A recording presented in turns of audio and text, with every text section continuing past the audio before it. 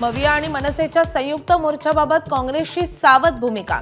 बिहार विधानसभेच्या निवडणुकांमुळे राज ठाकरेंसोबत जाण्यास काँग्रेसला अडचण असल्याची चर्चा।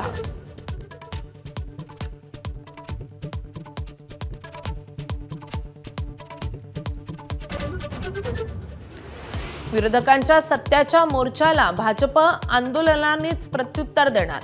दक्षिण मुंबईतील बाबुलनाथ मंदिराजवळ आज भाजपचं मूक आंदोलन। अमित साटम, मंगलप्रभात लोढा उपस्थित राहणार।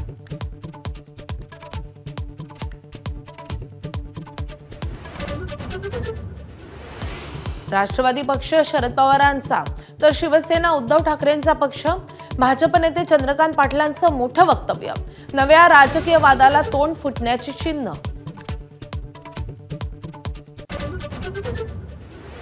कर्जमाफी संदर्भात अजित पवारांचं वादग्रस्त वक्तव्य।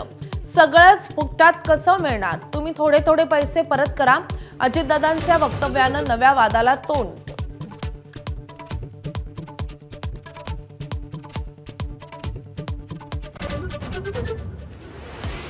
डॉक्टरसह दोन्ही आरोपींच्या मोबाईलमधून समोर आलेला ट्रायंगल भयानक।